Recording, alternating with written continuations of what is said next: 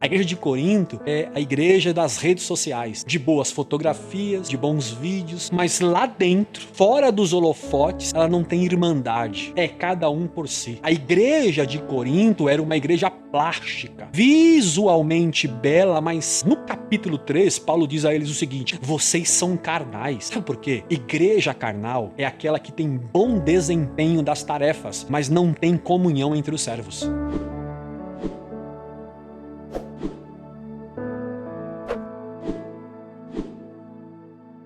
Na semana passada, nós tratamos aqui sobre a comunhão da igreja e de que a igreja não está na nossa individualidade, a igreja está na unidade de todos os indivíduos. Isto é, nós não somos igreja de Jesus em nós mesmos. A igreja de Jesus, ela acontece, ela se fundamenta nas relações. Ela é consolidada na união dos indivíduos. O apóstolo Paulo tratou muito bem esse tema, com muita excelência, no capítulo 12 da primeira carta aos Coríntios. Então procure aqui no canal o tema Eu Não Sou a Igreja e vocês entenderão melhor o contexto daquilo que nós estamos tratando e vamos tratar hoje aqui, tá bom? Bom, gente, na primeira carta de Paulo aos irmãos de Corinto, Paulo trata sobre a comunhão. Paulo ele vai trabalhar a ideia da unidade com uma igreja que era esteticamente perfeita, mas espiritualmente problemática. Essa era a igreja de Corinto. Porque a igreja de Corinto era uma igreja bem estruturada, era bem organizada, mas toda dividida em si. Era cheia de partidos dentro dela. A igreja de Corinto é a que nós chamamos da igreja das redes sociais.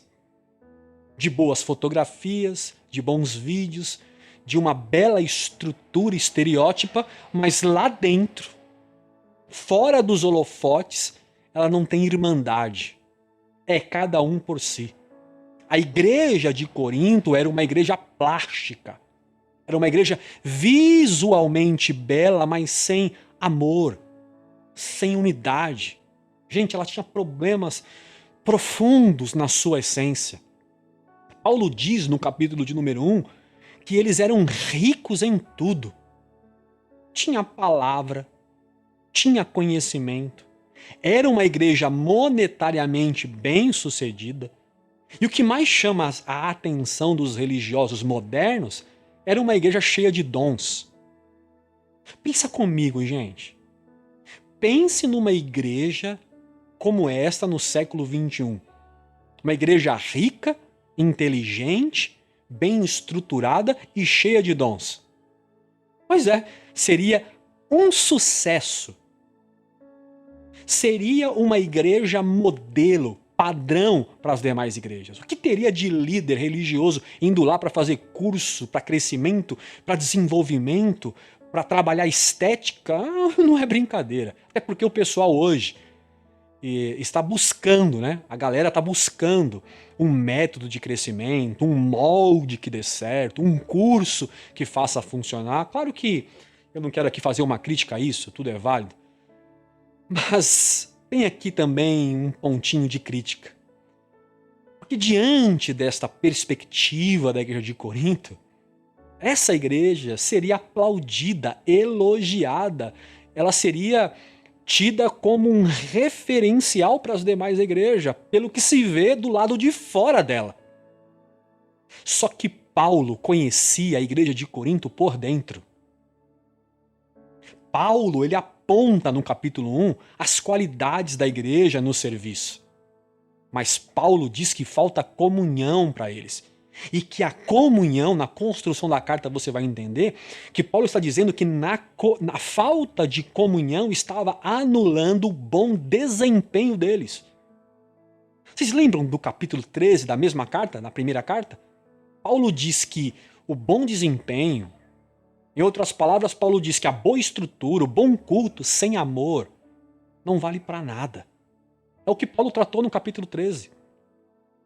Pois é, gente, construção sem comunhão gera destruição. É como você levantar uma torre, mas sem alicerces. É como você erguer uma parede de tijolos sem colunas, sem vigas. Até sobe, mas qualquer vento, qualquer sopro, derruba e acaba com tudo. Paulo elogia aqui o bom desempenho da igreja. Ele também elogia, nós vimos, é só você ler o capítulo de número 1, ele elogia também a boa estrutura, a estrutura estética, mas no capítulo 3, Paulo diz a eles o seguinte: vocês são crianças, vocês são carnais. Como assim? Igreja carnal? É o que Corinto era para Paulo. Sabe por quê? Igreja carnal é aquela que tem bom desempenho das tarefas, mas não tem comunhão entre os servos. É na carta que a gente percebe que a divisão era fruto da busca dos privilégios partidários egoístas de pequenos grupos na igreja. Eles não se dividiam para o bem comum de todos, eles se dividiam para manter as garantias e os benefícios apenas de grupos seletos dentro da comunidade. Vocês lembram da narrativa do capítulo 11, que Paulo vai falar sobre a ceia na mesma carta? Paulo vai dizer que a reunião deles fazia mais mal do que bem. Que a reunião deles não era para melhorar, mas para piorar. O culto fazia mais mal do que bem, olha isso. Gente, tinha culto, gente. Tinha ceia. Tinha música, tinha liturgia, mas fazia mal, segundo Paulo. A igreja de Corinto se individualizou a tal ponto que eles faziam vista grossas para os problemas dos outros, a ponto, gente, de não tratarem nem mesmo os pecados que haviam na igreja. Eles estavam tão individualizados dentro de si que não conseguiam enxergar o outro. No capítulo 5 da mesma carta, Paulo diz que, olha isso aqui, geralmente, vou repetir, Paulo usa a expressão, geralmente se ouvia falar que há entre vocês imoralidade. Peraí, era comum ter e se falar da imoralidade dentro daquela igreja e ninguém fazia nada, porque cada um estava correndo atrás do seu. Olha que ponto que chegou essa igreja. Paulo vai trazer uma admoestação que a igreja fez vista grossa para um homem que tinha relação com a mulher do seu próprio pai, ou seja, com a madrasta. E eles nem se lamentavam, nem sentiam nada, era natural, porque estava todo mundo olhando para si mesmo. Era tanta individualidade, gente, que o que acontecia à volta deles pouco importava. Tanto para o bem quanto para o mal. Já pararam para pensar nisso? Vocês já leram a carta de 1 Coríntios? A carta de Paulo a essa igreja? Olha como que a igreja de Corinto era por dentro, gente. E isto é mais comum do que a gente pensa nos dias de hoje. Igrejas que vendem uma unidade estética em público, mas nos bastidores são insuportáveis na convivência. Gente, não ia falar não, mas vou dizer. Eu já conheci líderes que trabalhavam na instituição chamada igreja que não se suportavam. Não se conversavam, não olhavam um nos olhos dos outros, mas no templo pagavam de misericordiosos. A igreja de Corinto, infelizmente, ainda vive nos dias de hoje. Mas a pergunta é, onde está o X da questão dessa divisão toda dentro da igreja de Corinto? Onde está o X da questão dessa divisão toda dentro das comunidades evangélicas? O que no fundo alimentava as divisões, o que no fundo alimentava as contendas na igreja, o que fazia das pessoas amarem tanto esse desejo de autonomia individual, como o fato que a gente tratou aqui no capítulo 11 da ceia, que Paulo vai dizer que alguns comiam na frente e bebiam até se embriagar e deixavam os outros sem. Resultado, alguns ficavam doentes porque não comiam e outros até morriam. E tudo isso em nome de Jesus.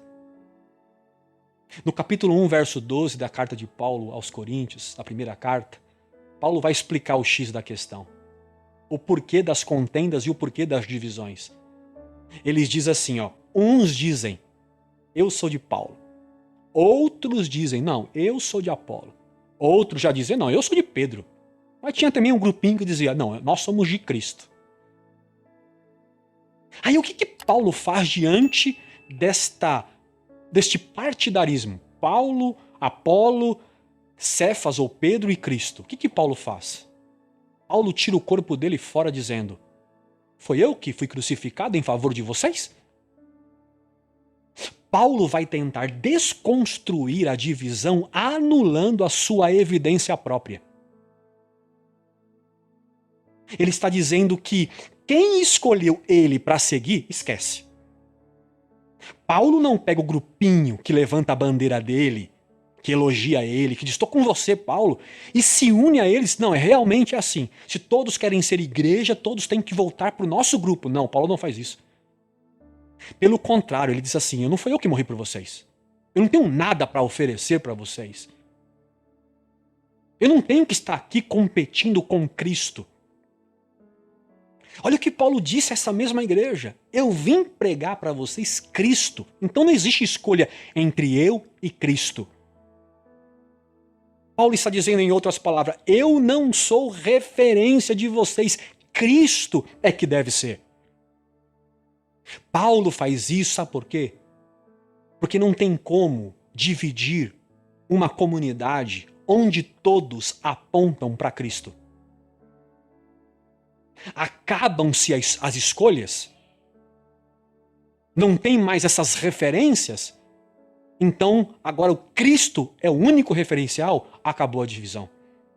Porque Cristo se torna tudo em todos e para todos. Igreja dividida costuma ter líderes narcisistas, isto é, que se autopromovem, se autoelogiam e puxam todas as pessoas para ele. Porque eles procuram as pessoas no privado como políticos atrás de votos. Eles alimentam a divisão a seu favor. Paulo não.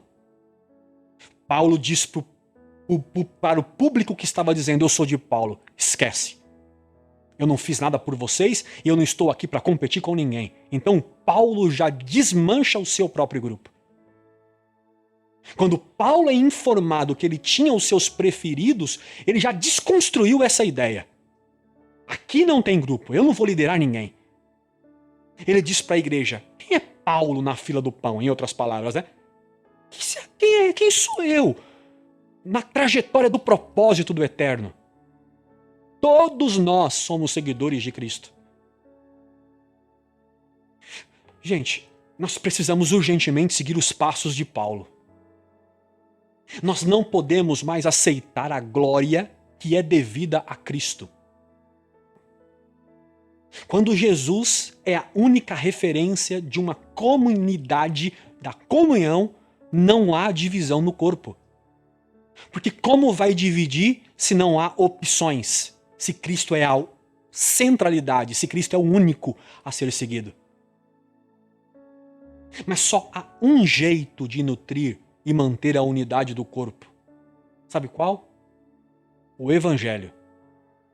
No capítulo de número 1, verso 17, Paulo diz para a igreja de Corinto que ele foi enviado por Deus para pregar o Evangelho. No capítulo de número 2, o verso 2, ele acrescenta, dizendo que ele decidiu a tão somente pregar Jesus Cristo e a este crucificado.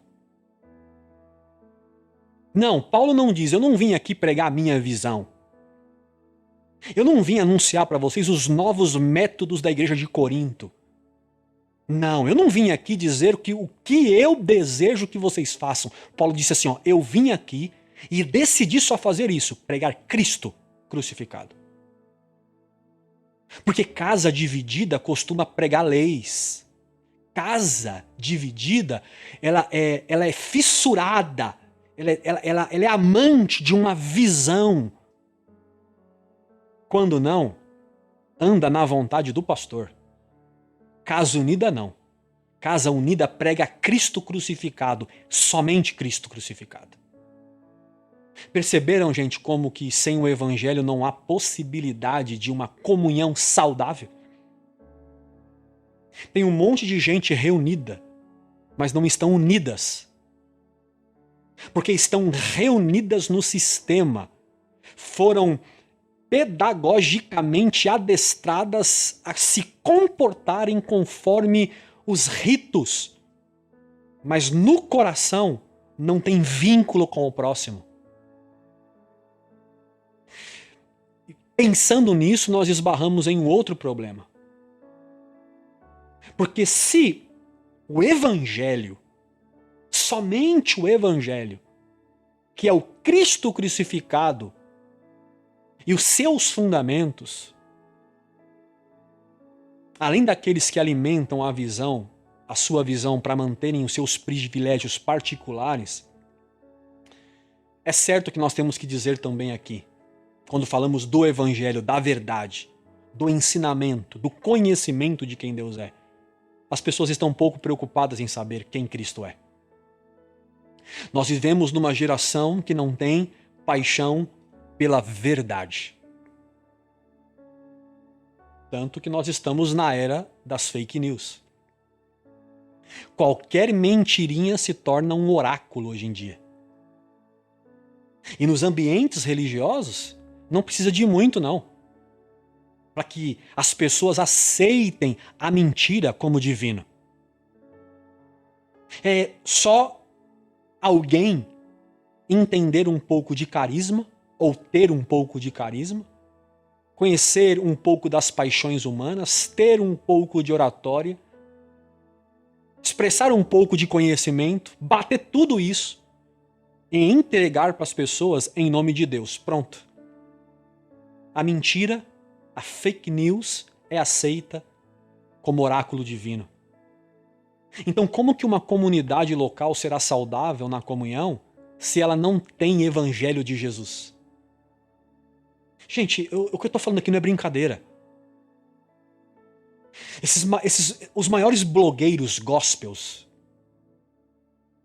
as lives religiosas mais curtidas e vistas nas redes sociais, são de pessoas profetizando o que Deus não disse. Esses dias eu estava na minha timeline e eu parei numa live de uma certa profetisa. Eu parei para ouvir. Falei, deixa eu ver onde vai chegar, onde isso aqui vai dar. Tinha de tudo, menos o evangelho. E milhares de pessoas assistindo ao vivo e compartilhando e curtindo e pedindo revelações. Depois eu fui descobrir que existem milhares de conteúdos como este nas redes sociais e as pessoas cegamente, sem um senso crítico, sendo enganadas por esse evangelho aguado que não tem Cristo. E sabe o que é mais interessante? As legendas que eu fui percebendo são sempre muito parecidas. O objetivo é a individualidade das pessoas. O objetivo é tocar no ego das pessoas. Aí eles colocam assim, ó, a live da resposta. Tem outra que coloca assim, deixa eu ser boca de Deus para você. Tem uma que eu acho extraordinária do marketing. Deus mencionou o seu nome. E esses tipos de coisas que só Deus para ter misericórdia. Eu vim aqui dizer para você, como disse Paulo à igreja de Corinto, acorda, povo de Deus. Acordem. Ouçam o Espírito de Deus falar com vocês. Sem evangelho e do Cristo crucificado não há vida, não há cura, não há família, não há comunhão. Pelo amor de Deus, leia a sua Bíblia. Questione o que você está ouvindo. Ah, mas o pregador é o fulano. Questione. Não importa quem está dizendo, leia a sua Bíblia. Veja se aquilo é evangelho de Jesus Cristo. Eu digo isso aqui, você não tem que aceitar o que o Elter fala, ouça o que nós estamos dizendo, vá para a Escritura, critique, pense, analise. Eu me coloco à disposição de vocês para vocês julgarem se o que está sendo dito aqui é evangelho. Se não, gente, vocês permanecerão na infantilidade sendo manipulado pelos espertões da fé. Paulo disse para a igreja de Corinto: eu queria dar para vocês comida sólida. Tem revelações profundas do evangelho que eu quero compartilhar com vocês, mas eu não posso, porque vocês não vão suportar.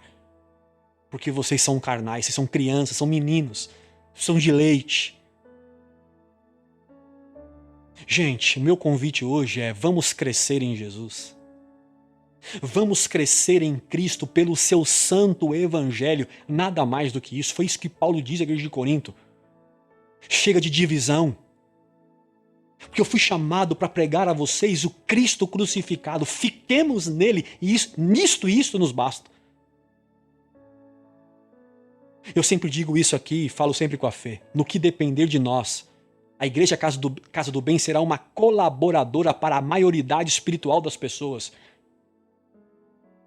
Evangelho gera crescimento, que gera emancipação, e o desejo de estar no Evangelho, de viver o Evangelho, não é por obrigação, é que emancipados na liberdade do Espírito, eu venho e faço e cumpro e ando no Evangelho porque eu amo, porque eu desejo estar e não porque ele me prometeu alguma coisa.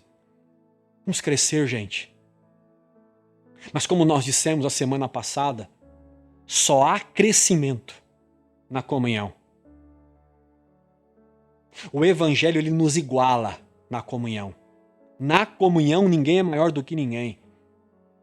É claro que existem funções diferentes no corpo, mas toda função, inclusive o de liderança, não foi feito para colocar-nos numa pirâmide, num sistema piramidal, não. Deus colocou alguns na função de liderança para edificação de todos, para abençoar a unidade do corpo de Jesus e não para abençoar o indivíduo que está na função. É o que Paulo faz aqui na carta aos Coríntios. Ele era um líder, ele era um apóstolo e ele não usou das suas credenciais para dividir a igreja. Pelo contrário, ele abriu mão das suas credenciais para lutar pela unidade do corpo de Jesus. Como? Se diminuindo, como João, que eu diminua, que ele cresça. Paulo disse assim: eu não morri por vocês na cruz. Então tirem os olhos de mim, desfaçam esse grupinho em meu nome e vamos todos para a cruz de Cristo.